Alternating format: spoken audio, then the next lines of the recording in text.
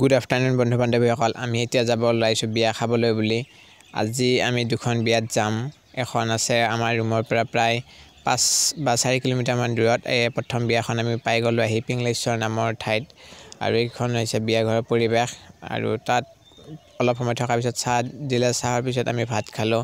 ভাত খাই কিনে পুনৰ ৰুমত আহিলোঁ আৰু অলপ কাম আছিলে, কামখিনি কৰি আকৌ দ্বিতীয় বিয়াখনলৈ বুলি ওলালোঁ। দ্বিতীয় বিয়াখন আছিলে উত্তৰ গুৱাহাটীত আৰু তাৰ কাৰণে আমি মালিক খুৰা আৰু মই আহিলোঁ।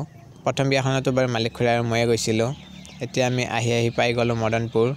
অলপ পিছত আমি বিয়াস্থলী পাই যাম আৰু ফাইনেলি আহি পাই গ'লোঁ বিয়াস্থলী। আৰু এতিয়া যিহেতু অলপ সন্ধিয়া হৈছে, সন্ধিয়া মানে ৰাতি বুলিয়ে ক'ব পাৰি, যিহেতু অলপ ঠাণ্ডাৰ বতৰ। আৰু ইয়াতো আমি ভাত তৰকাৰী খালোঁ আৰু ভাত খোৱা হোৱাৰ পিছত অলপ ৰাতি হৈছিলে আৰু আমি এতিয়া আহিলোঁ। আজিলৈ বাই, নেক্সট আকৌ লগ পাম।